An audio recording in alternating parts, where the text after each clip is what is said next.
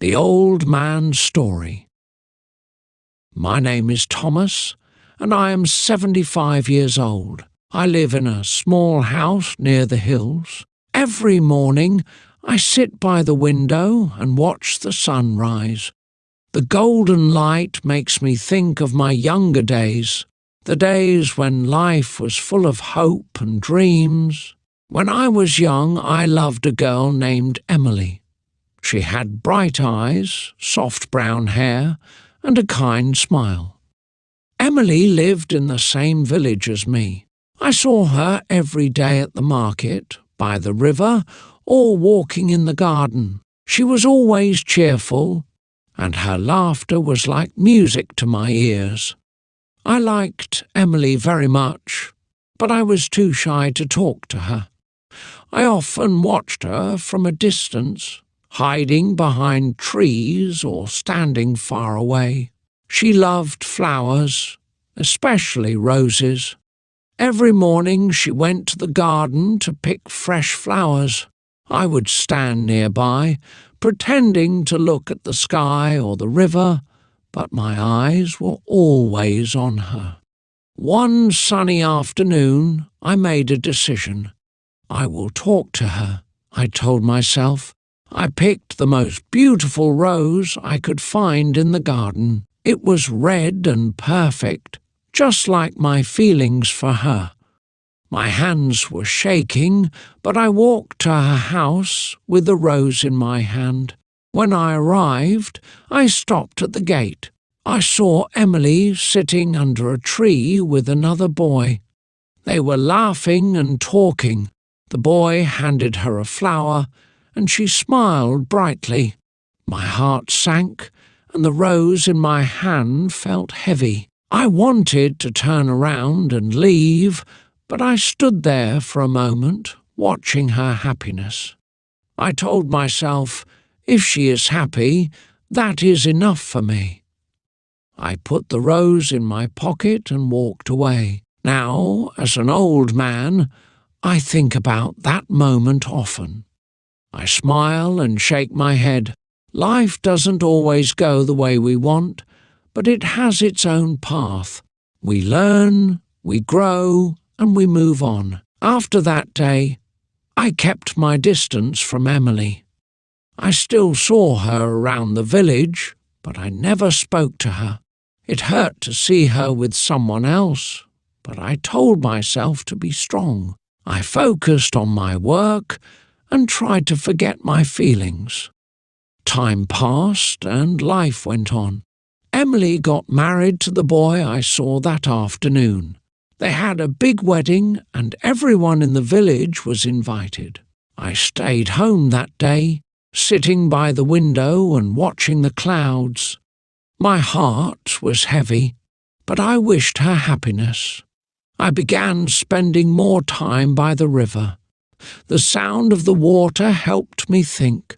I often brought a book with me, but I didn't read much. Instead, I watched the trees, the birds, and the sky. I found peace in nature, and it became my refuge. One day, while sitting by the river, an old man approached me. He had a kind face and a gentle voice. "You seem troubled, young man," he said. I nodded but didn't know what to say. He sat beside me and shared his story. He told me about his life, his struggles, and the lessons he had learned. "You cannot control everything in life," he said. "Sometimes the people we love are not meant to stay with us. But that doesn't mean life is over. There is always more to see, more to do, and more to learn." His words stayed with me, and I often thought about them. I began to explore new things. I started painting, even though I was not very good at it. I made new friends and joined the village festivals. Slowly, the pain in my heart became smaller. I still thought of Emily, but it didn't hurt as much. Looking back, I realize how important those moments were. They taught me to let go, to accept life as it is, and to find joy in the little things. As I sit here by the window, I smile at the memories. They're a part of me, but they do not control me. Years went by, and the seasons changed many times. I worked hard and built a simple but happy life for myself. I opened a small shop in the village. I sold tools, seeds, and little things that people needed. My days were busy, and the shop became my world. Sometimes Emily would visit the shop. She was always kind and polite. She would buy things for her family and ask how I was doing. Her smile was still warm and her voice still gentle. I always answered politely, but my heart stayed quiet. I had learned to keep my feelings inside. One day, Emily came to the shop with her young son. He had curly hair and curious eyes. "This is Mr. Henry," she told him. "He is a good man and has helped many people in the village." The boy smiled at me, and I felt a strange warmth in my heart.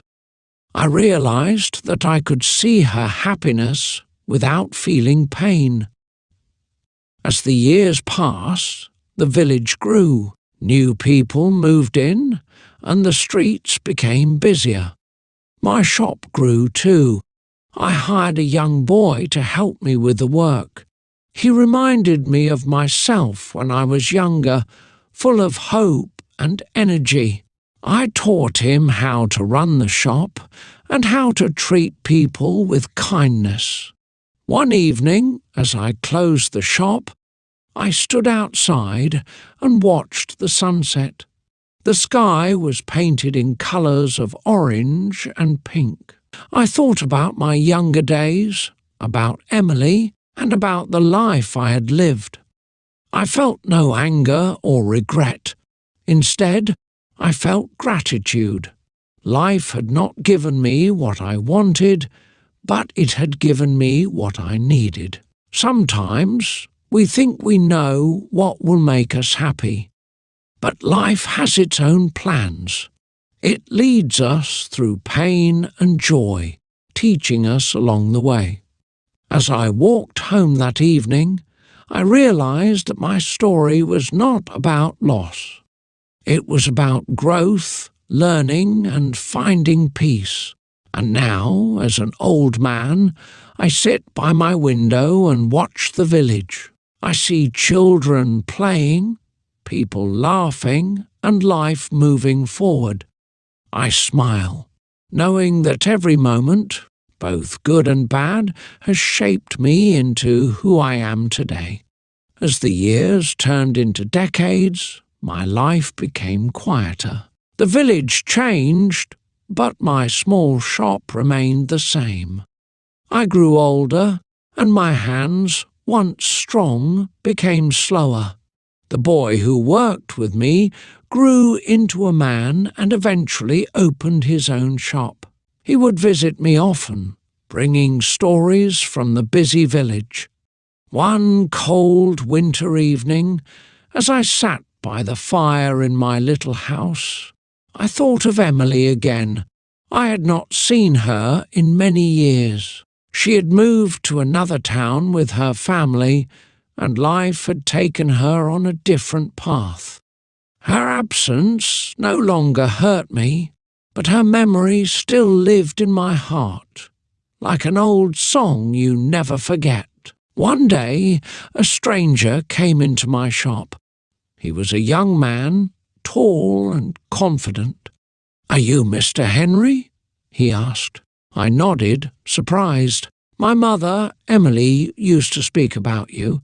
She told me you were a kind man who helped her when she was young."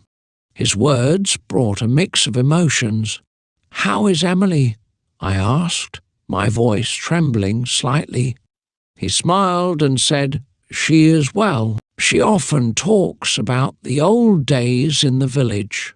She told me to thank you for your kindness. His words warmed my heart. It felt like a part of my past had returned to visit me, bringing peace instead of pain.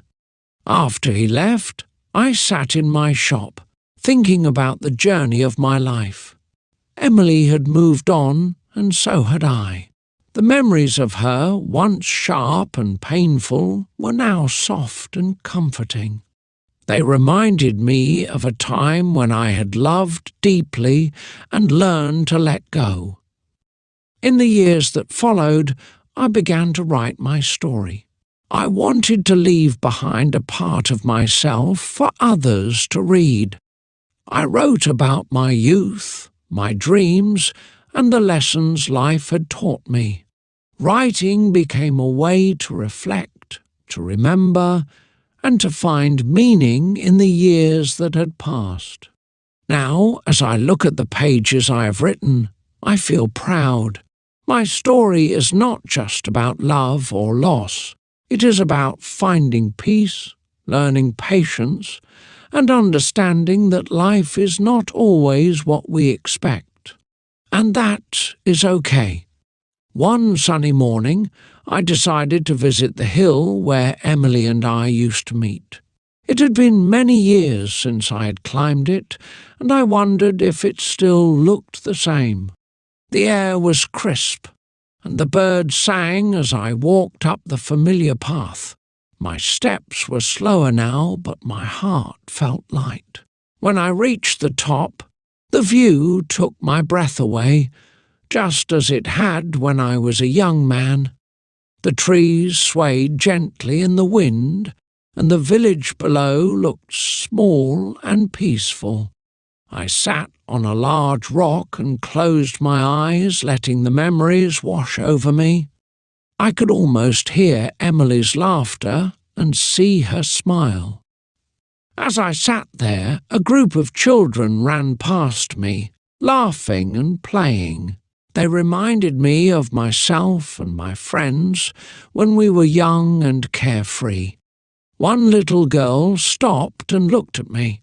"What are you doing here, Grandpa?" she asked with curiosity. I smiled and replied, "I'm thinking about the old days." She nodded and ran off to join her friends. Her innocence and joy brought a smile to my face. Life had moved on, but this hill remained a place of memories, both for me and for others. After spending a few hours on the hill, I began my slow walk back to the village. On the way, I met an old friend from my youth. We hadn't seen each other in decades. He was surprised to see me and invited me to his home for tea. We sat in his small kitchen, talking about the past and laughing at old stories. He told me about his life, his children, and his grandchildren. "Life has been kind to me," he said, his eyes twinkling with happiness. I nodded, feeling a deep sense of gratitude for the simple joys of life.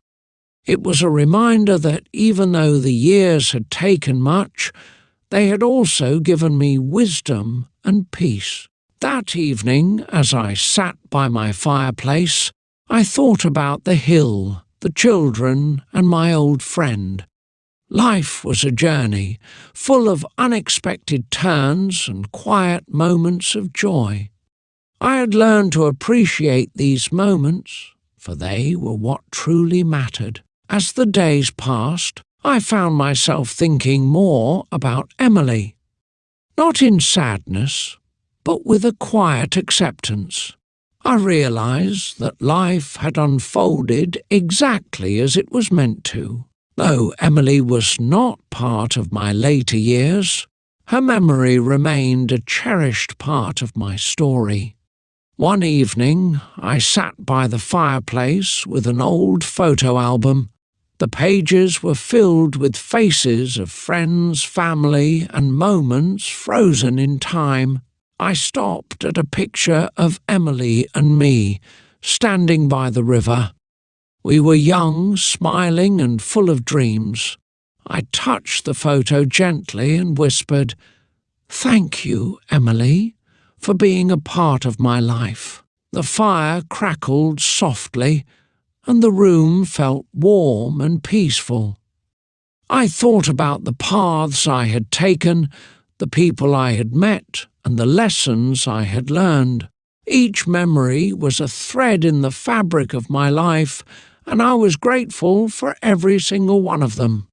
The next day, I decided to share my story with the young people in the village. They often visited me, asking about the old days. I told them about Emily, our dreams, and how life had its own plans. They listened with wide eyes, eager to hear about a world so different from theirs. One of the boys asked, "Did you ever feel sad that things didn't go as you planned?" I smiled and said, "Yes, sometimes." But I learned that happiness isn't about getting everything you want. It's about finding joy in what you have and trusting that life knows the way. As the sun set that evening, I stood outside, watching the sky turn shades of orange and pink. The village was quiet, and the hill in the distance looked golden in the fading light. I felt a sense of peace, knowing that my story, with all its twists and turns, had been a good one. Now, as I sit here telling you my tale, I want you to remember this. Life is a journey, not a race. Embrace the moments, cherish the people, and trust that every path leads to where you are meant to be. For in the end, it is not the destination, but the journey that defines us.